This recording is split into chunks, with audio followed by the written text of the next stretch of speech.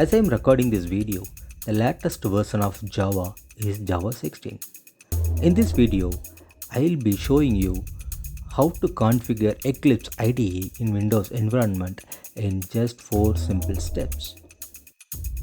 First and foremost, we need to download Java 16. Go to the official website of Oracle and select appropriate installer based on your operating system. Once you have the installer downloaded, the next step is to configure the same. Extract the package and copy the location. Then we need to configure the same in environmental variables. Change the Java home to the latest 16th location, as well as change the path variable. Now time to check whether Java 16 has been configured successfully or not. Once Java 16 has been configured successfully, the next step is to download Eclipse.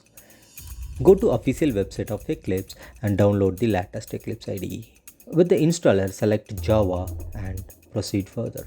Once Eclipse is configured or installed, go to compiler and make sure you have Java 16 support. If you do not have it, it's time for us to install the plugin. Get your Java 16 plugin downloaded from Eclipse Marketplace. You can drag and drop the plugin into Eclipse Workspace. Now go back to Windows Preferences and select Compiler. Now that you can see Java 16 has been listed here. Select Java 16 and click on Configure so that we can configure JRE 16. Select Java 16 from installed JRE list.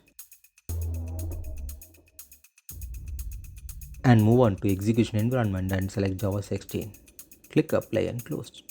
In this video, we have seen 4 simple steps to configure Eclipse IDE for Windows environment. Based on when you are watching this video, the 4th steps can be skipped because you might be having the latest Eclipse with Java 16 support. My channel is intended to provide many such tips and hacks that will help you in your day-to-day job and most likely less than 5 minutes to keep it short. Please subscribe to my channel if you have not done it and get my videos instant by clicking the bell icon. Thanks for watching. I will meet you all in the next video.